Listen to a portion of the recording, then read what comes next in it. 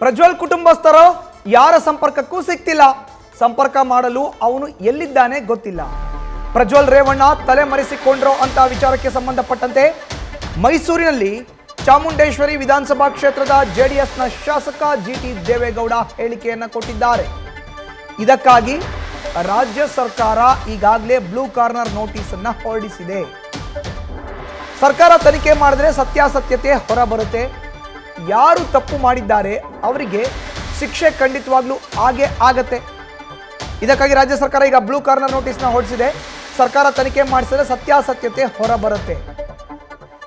ಯಾರು ತಪ್ಪು ಮಾಡಿದ್ದಾರೋ ಅವರಿಗೆ ಶಿಕ್ಷೆ ಆಗುತ್ತೆ.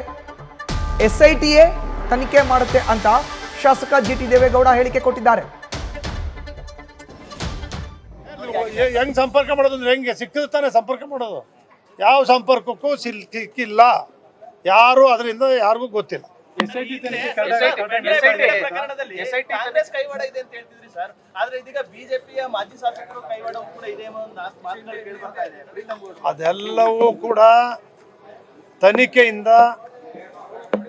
ಮಾಡ್ತಾ ಇದ್ದಾರೆ. ತನಿಖೆಯಿಂದ ಹೊರ ಬರಬೇಕು, ಸತ್ಯಾಂಶ ಗೊತ್ತಾಗುತ್ತೆ. ನಂಬಿಕೆ ಇದೆ ಸರ್ ಹಂಗಂದ್ರೆ?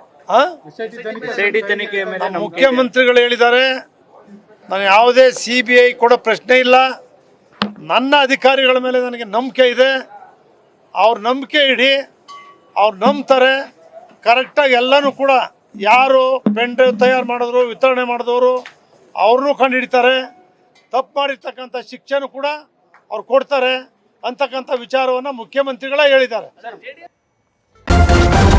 ನ್ಯೂಸ್ ಫಸ್ಟ್ ನಿರ್ಭೀತಿಯಿಂದ ನಿಮ್ಮ ಪರವಾಗಿ.